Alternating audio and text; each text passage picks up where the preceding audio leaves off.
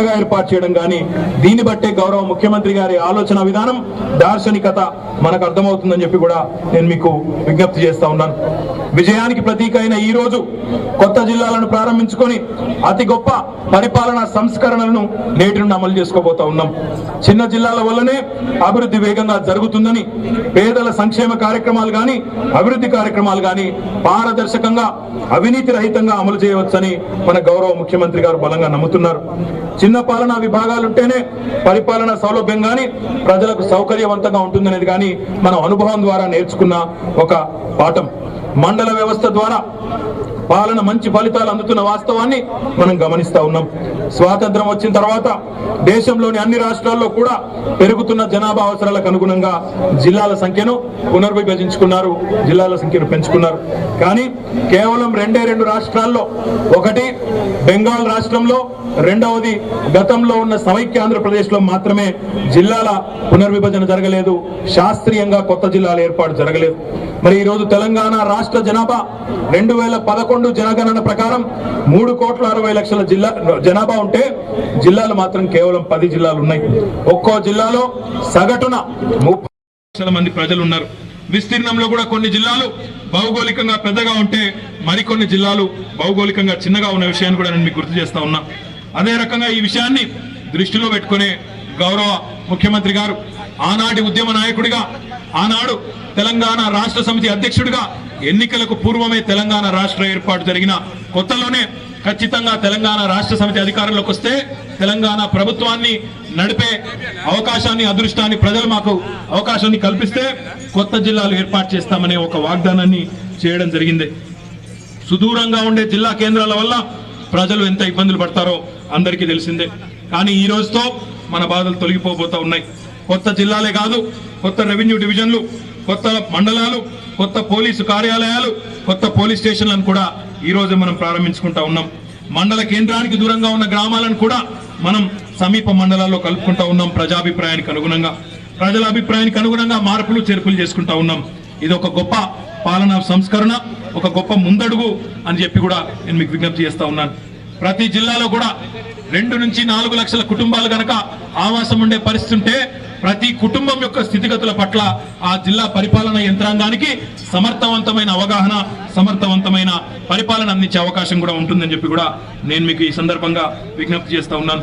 ప్రతి జిల్లాలో ఉపాధి కార్యక్రమాలు కానీ, సంక్షేమ కార్యక్రమాలు కానీ, ఆయా కుటుంబాల వివరాలు తెలుసుకొని ఆ జిల్లా కలెక్టర్ గారు, ఆ జిల్లా మంత్రి గారు, ఆ జిల్లాలోని ప్రజాప్రతినిధులు, శాసనసభ్యులే కానీ, అదే రకంగా స్థానిక సంస్థల ప్రజాప్రతినిధులే కానీ అందరం కూడా వారిని సంపూర్ణమైన అవగాహనతో ఎవరు దారిద్ర్య రేఖకు దిగువనున్నారు, ఎవరు ఎగువనున్నారు, ఎవరు మరి సమాజంలో కింది స్థాయి వర్గంగా ఈరోజు పరిపాలన ఫలాలందక మరి దారిద్ర్య రేఖకు దిగువనున్నారో వారికి చేరువై వారందరికీ కూడా సహాయం చేసే ఒక పరిస్థితిని కూడా మనం చేసుకోవచ్చు. కొత్తగా ఏర్పడ్డ మన జిల్లాను అన్ని రంగాల్లో అభివృద్ధి చేసుకునే క్రమంలో చాలా ఆలోచనలు చేస్తా ఉన్నాం. ఇక్కడికి వచ్చే ముందే గౌరవ కలెక్టర్ గారితో, గౌరవ ఎస్పీ గారితో, జాయింట్ కలెక్టర్ గారితో అందరితో కూడా సమావేశమై ఏ రకంగా ముందుకు పోవాలనే విషయంలో కూడా కొద్దిసేపు చర్చించడం జరిగింది.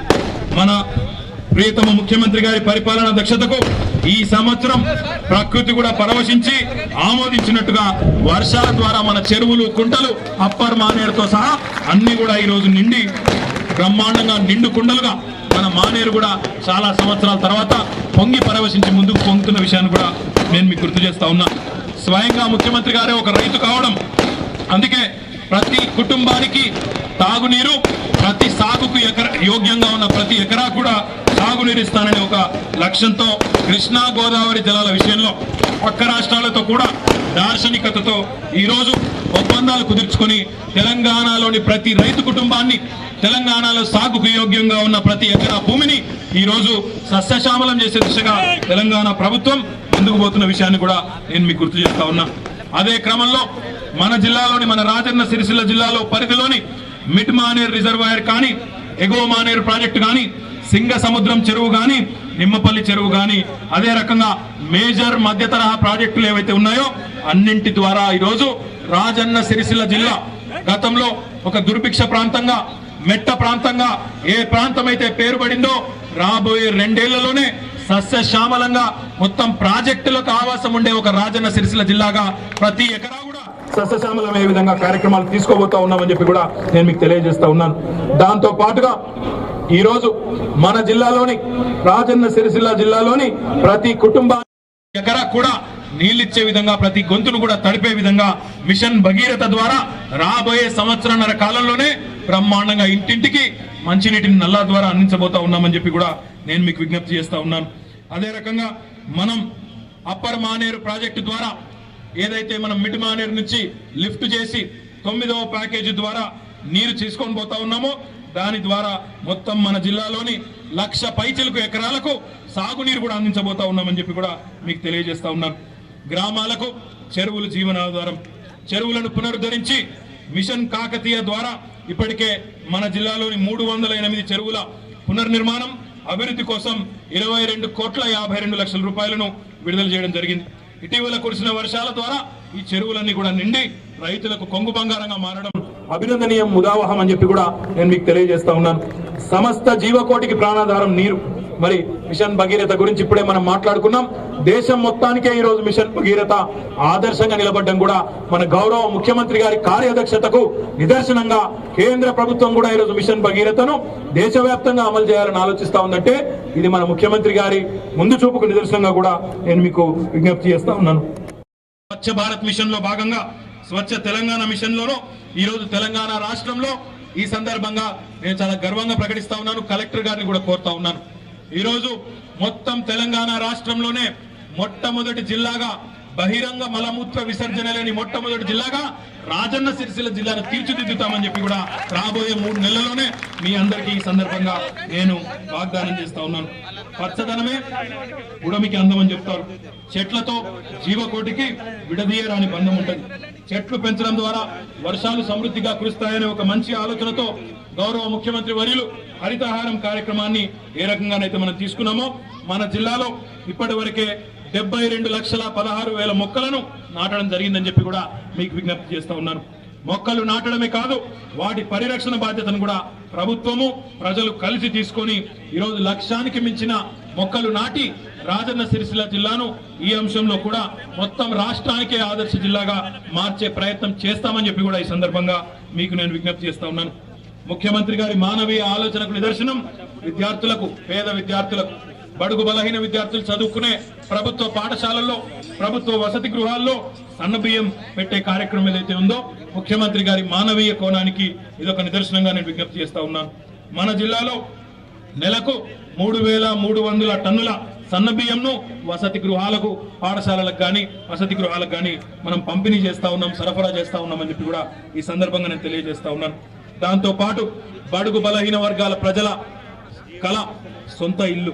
మరి అలాంటి కళను సాకారం చేయడానికి గౌరవ ముఖ్యమంత్రి గారు గతంలో ఏ మాట అయితే చెప్పారో 2 పడక గదుల పథకం, ఆ పథకాన్ని కూడా సమర్థవంతంగా ఈ మన కొత్త జిల్లాగా ఏర్పడ్డ ఈ సందర్భంగా మన జిల్లాకు 122 కోట్లతో 2,270 ఇండ్లను మంజూరు చేశామని చెప్పి కూడా మీకు విజ్ఞప్తి చేస్తా ఉన్నాను.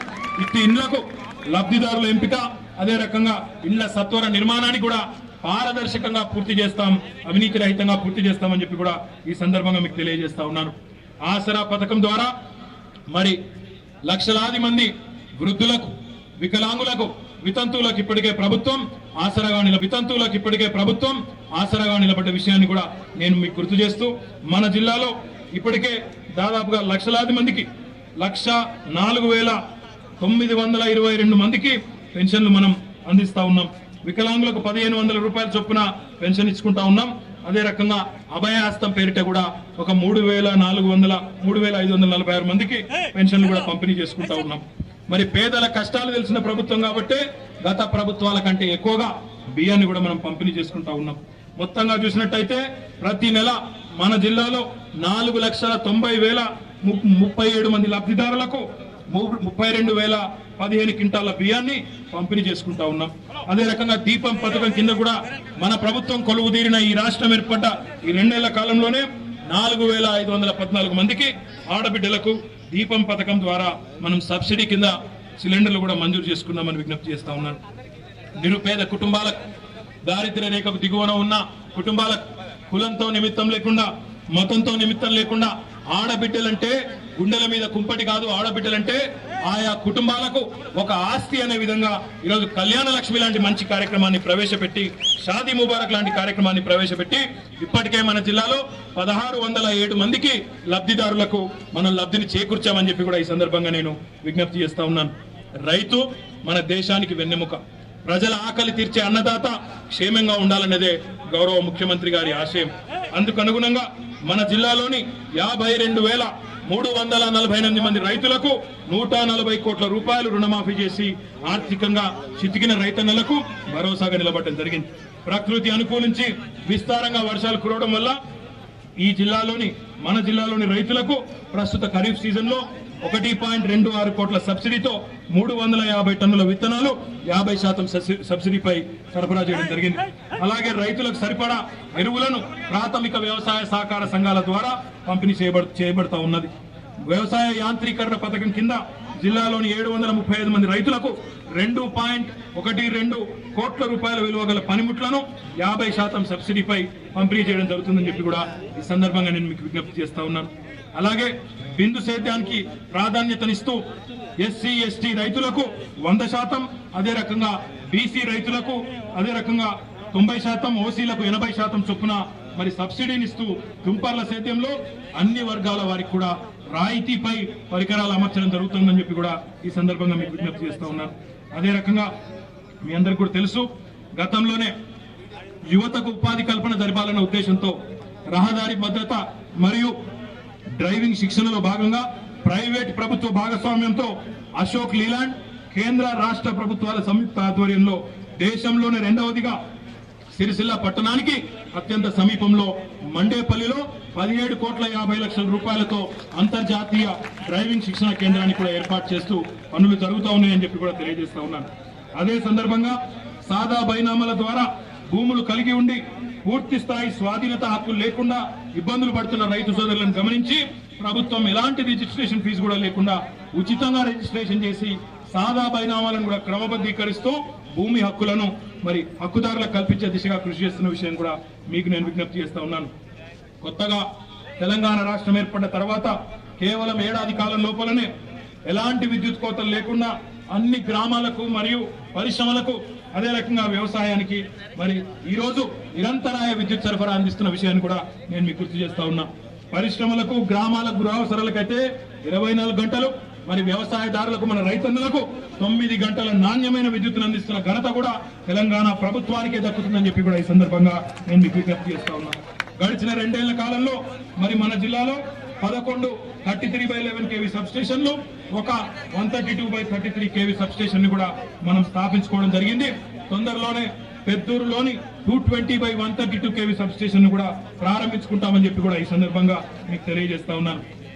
దేశంలోనే పేరెన్నిక కలిగిన మన సెస్ ద్వారా జిల్లాలో ఎలాంటి అవాంతరాలు లేకుండా విద్యుత్ పంపిణీ గాని విద్యుత్ విషయంలో గాని ఎలాంటి ఇబ్బంది లేకుండా నాణ్యమైన విద్యుత్ సరఫరా చేసే ప్రయత్నం మన సిరిసిల్ల పట్టణంలోని మరమగ్గాలతో సహా మన వస్త్రోత్పత్తి పరిశ్రమతో సహా అందరికీ అండగా నిలబడుతున్న విషయాన్ని కూడా నేను మీకు గుర్తు చేస్తా ఉన్నాను.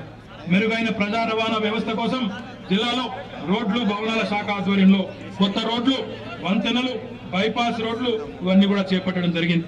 దాదాపు 315 కోట్ల రూపాయలు మంజూరు చేసి ఈ రోజు వేగవంతంగా పనులు జరుగుతూ ఉన్నాయని చెప్పి కూడా నేను మీకు సందర్భంగా తెలియజేస్తా ఉన్నాను. ముఖ్యంగా మధ్యమానేరు పైన షాబాస్పల్లి గ్రామ సమీపంలో 86 కోట్ల రూపాయలతో 2 కిలోమీటర్ల పొడవున మరి వంతెన నిర్మాణం జరుగుతూ ఉంది. పంచాయతీరాజ్ శాఖ ద్వారా తారు రోడ్లు, సీసీ రోడ్లు మరియు మురికి కాలువల నిర్మాణానికి 461 కోట్లు మంజూరు చేయబడి ప్రస్తుతం పనులన్నీ కూడా ప్రగతిలో ఉన్నాయని చెప్పి కూడా నేను మీకు విజ్ఞప్తి చేస్తా ఉన్నాను. రైతుల శ్రేయస్సు కోసం జిల్లాలో ఐకేపీ గ్రామీణ ఉపాధి హామీ పథకం కింద 4,80,00,000 రూపాయలతో గోదాముల నిర్మాణాన్ని కూడా చేపట్టడం జరిగిందని చెప్పి కూడా మీకు తెలియజేస్తా ఉన్నాను. అదే రకంగా మన జిల్లాలో ప్రస్తుతం సిరిసిల్ల వేములవాడ ప్రాంతీయ ఆసుపత్రులను అభివృద్ధి చేయడం, సిరిసిల్ల పట్టణంలో ప్రభుత్వ ఆసుపత్రిలో కొత్తగా ఒక డయాలసిస్ సెంటర్ ను, బ్లడ్ బ్యాంక్ ను కూడా మనం ఏర్పాటు చేసుకున్నామని చెప్పి కూడా ఈ సందర్భంగా నేను మీకు తెలియజేస్తా ఉన్నాను. వేములవాడ ఆసుపత్రిని కూడా 100 పడకల ఆసుపత్రిగా అప్గ్రేడ్ చేసుకుంటూ ఆధునీకరిస్తూ ఉత్తర్వులు కూడా వెలువడ్డాయి. తొందరలోనే పనులు ప్రారంభమవుతాయని చెప్పి కూడా నేను మీకు విజ్ఞప్తి చేస్తా ఉన్నాను. గ్రామీణ ప్రాంతాలైన ఎల్లారెడ్డిపేట మండల కేంద్రంలోని ప్రాథమిక ఆరోగ్య కేంద్రాన్ని 30 పడకల ఆసుపత్రిగా కూడా అప్గ్రేడ్ చేస్తా ఉన్నామని చెప్పి, దాంతో పాటుగా బండలింగంపల్లి, వీర్నపల్లి ఉప కేంద్రాలను కూడా ప్రాథమిక ఆరోగ్య కేంద్రాలుగా పిహెచ్సిలుగా అప్గ్రేడ్ చేస్తా ఉన్నామని చెప్పి కూడా ఈ సందర్భంగా విజ్ఞప్తి చేస్తా ఉన్నాను. అందరికీ నాణ్యమైన విద్యను అందించడమే లక్ష్యంగా మన జిల్లాలో ముఖ్యంగా సిరిసిల్ల పట్టణంలో ఒక మహిళా డిగ్రీ కళాశాలను సాంకేతిక విద్యను అందించేందుకు సర్దాపూర్ గ్రామంలో ఒక అగ్రికల్చర్ పాలిటెక్నిక్ కాలేజీని, మండేపల్లి గ్రామంలో ఒక ప్రభుత్వ ఐటీఐని కూడా మంజూరు చేయడం జరిగిందని చెప్పి కూడా ఈ సందర్భంగా మీకు తెలియజేస్తా ఉన్నాను.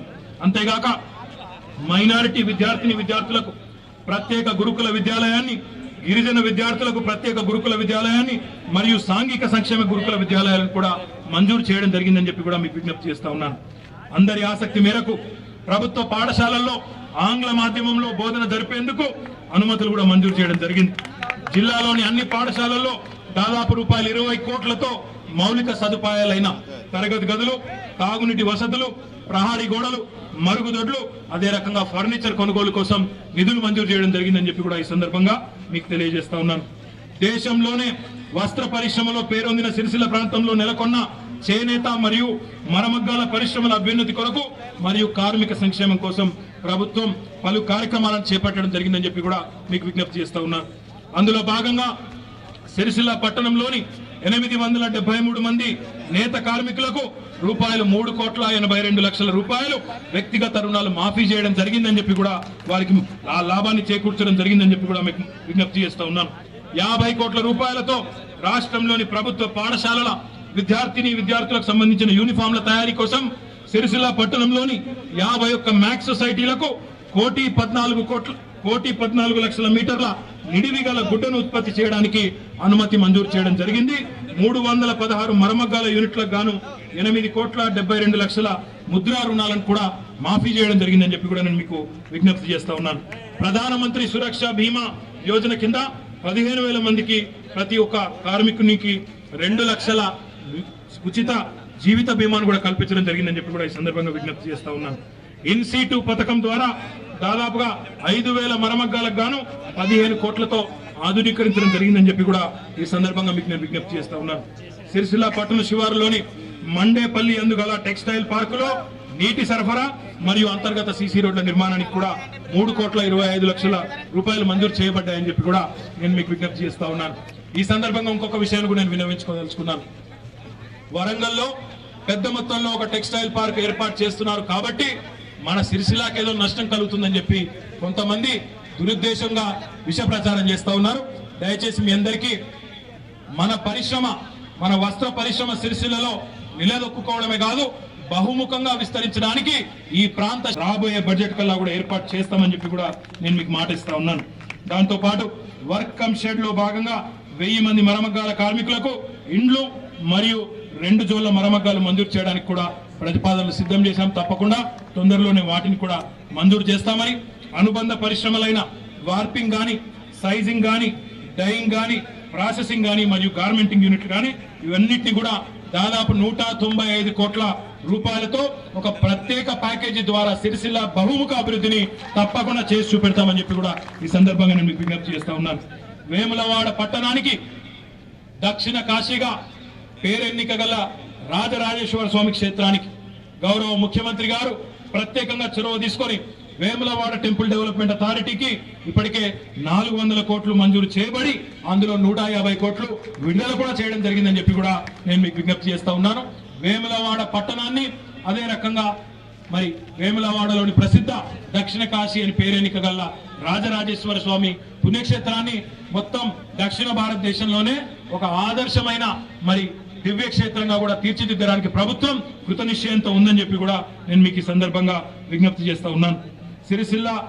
రాజన్న సిరిసిల్ల జిల్లాలోని గంభీరావుపేట మండలంలో గల నర్మాల గ్రామంలో ఫుడ్ ప్రాసెసింగ్ యూనిట్ నెలకొల్పడానికి కొన్ని ప్రైవేట్ పరిశ్రమలు కూడా ముందుకొస్తా ఉన్నాయి. అనువైన స్థలాన్ని గుర్తించడం జరిగిందని చెప్పి కూడా మీకు విజ్ఞప్తి చేస్తా ఉన్నాను. పారిశ్రామికీకరణ ద్వారా మన యువతకు ఉపాధి ఉద్యోగ అవకాశాలు కల్పించాలన్న ఉద్దేశంతో ప్రతి మండలంలో కూడా అనువైన స్థలాలను గుర్తించి పరిశ్రమలు ఏర్పాటు చేసే ప్రయత్నం చేస్తా ఉన్నామని చెప్పి కూడా మీకు ఈ సందర్భంగా విజ్ఞప్తి చేస్తా ఉన్నాం.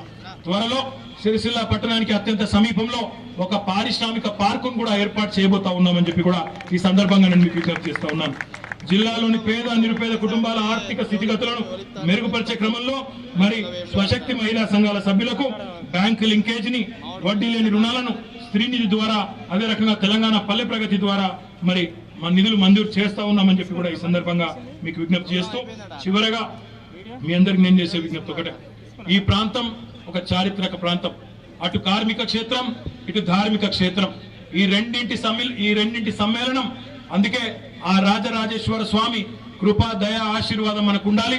అదే రకంగా మన నేతన్నలు, మన రైతన్నలు అందరూ కూడా బాగుపడాలన్న ఉద్దేశంతో గౌరవ ముఖ్యమంత్రి గారి ఆలోచన మేరకు ఈరోజు మన ప్రాంతం ఉద్యమాలకు పురిటిగడ్డగా, సినారే వంటి సాహితీ మూర్తులకు జన్మభూమిగా, కళలకు కళాకారులకు ఖిల్లాగా విలసిల్లిన ఈ క్షేత్రం, ఈ ప్రాంతానికి ప్రాతినిధ్యం వహించే అవకాశం రావడం నా పూర్వజన్మ సుకృతంగా నేను భావిస్తా ఉన్నాను.